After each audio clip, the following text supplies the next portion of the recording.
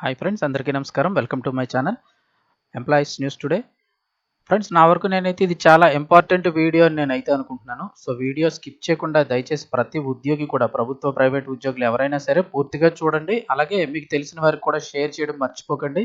వీడియోని లైక్ చేసినట్లయితే మరింత మందికి సమాచారం చేరుతుంది. అలాగే ఇలాంటి ఇంపార్టెంట్ అప్డేట్స్ ఎప్పటికప్పుడు తెలుసుకోవడానికి ఛానల్ కూడా సబ్స్క్రైబ్ చేసుకోండి. వివరాల్లోకి వెళ్ళిపోదాం. తీవ్ర ప్రమాదంలో ఉద్యోగులు ఆందోళన, ప్రభుత్వం సైతం ఆందోళన. సో వివరాలు అయితే తెలుసుకుందాము, వీడియో పూర్తిగా చూడండి. తాజా లెక్కల ప్రకారం చూస్తే సైబర్ నేరాల ఉచ్చులో ఉద్యోగులే అధికం. రాష్ట్రంలో సైబర్ నేరాల బారిన పడి సొమ్ము పోగొట్టుకుంటున్న బాధితులు ఎక్కువ మంది ఉద్యోగులే ఉంటున్నారు. రాష్ట్ర వ్యాప్తంగా చూస్తే గత 8 నెలల్లో, కేవలం 8 నెలల్లో సైబర్ నేరాల కేసుల్లో మొత్తం 1833 మంది ఎంత అమౌంట్ పోగొట్టుకున్నారో చూస్తే ఆశ్చర్యపోతారు. 633 కోట్లు పైగా పోగొట్టుకున్నారు. ఏంటి, 8 నెలల్లో ఉద్యోగులు 633 కోట్లు పైగా. ఇందులో ప్రముఖులు, వృత్తి నిపుణులు కూడా బాధితులే. పోలీస్ శాఖ విశ్లేషణలో కీలక విషయాలు వెల్లడి. ఇంకా బయటకు రాని కేసులు ఎన్ని ఉన్నాయో తెలియదు. వివరాలు చూస్తే రాష్ట్రంలో సైబర్ నేల బారిన పడి సొమ్ము పోగొట్టుకుంటున్న బాధితుల్లో ఎక్కువ మంది ఉద్యోగులే ఉంటున్నారు. రాష్ట్ర వ్యాప్తంగా గత 8 నెలల్లో నమోదైన సైబర్ నేరాల కేసుల్లో మొత్తం 1833 మంది ఏకంగా 633.13 కోట్లు పోగొట్టుకున్నారు. వారిలో 764 మంది 41.6% ప్రభుత్వ, ప్రైవేటు ఉద్యోగులే. వారి తర్వాత స్థానంలో ప్రజల్లో బాగా ప్రాచుర్యం ఉన్నవారు ప్రముఖులు 697 మంది, అంటే 38% ఉన్నారు. ఆపై ఎక్కువగా విద్యార్థులే సైబర్ నేరగాళ్ల చేతిలో మోసపోయారు.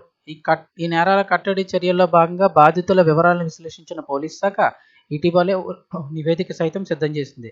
దాని ప్రకారం చూస్తే ఆంత్రప్రెన్యూర్లతో పాటు వైద్యుల వంటి వృత్తి నిపుణులు కూడా సైబర్ నేరాలకు బాధితులుగా మారుతున్నట్లు తెలిసింది.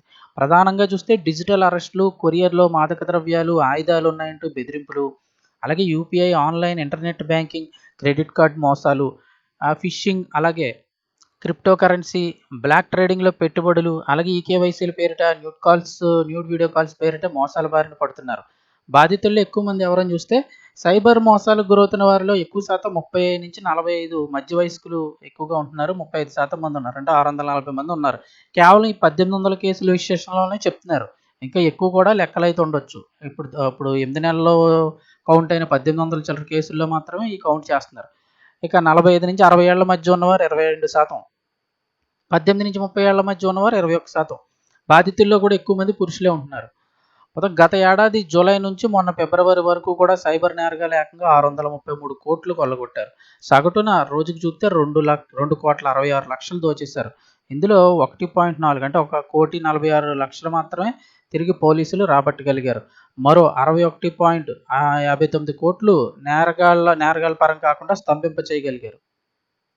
సో ఇక్కడ ఇది కూడా ఇచ్చారు. ఉద్యోగులు ఎంతమంది, ప్రముఖులు ఎంతమంది, ఎక్కువ శాతం ఉద్యోగులే ఉన్నారు ఇందులో. మిగతా వాళ్ళందరూ కూడా తక్కువ 3, 6, 10 ఇలా ఉన్నట్లయితే కనుక ఉద్యోగులు చూస్తున్న 41 పాయింట్, ఇంచుమించు 50 దగ్గరగా 50% వాళ్ళే ఉంటున్నారు.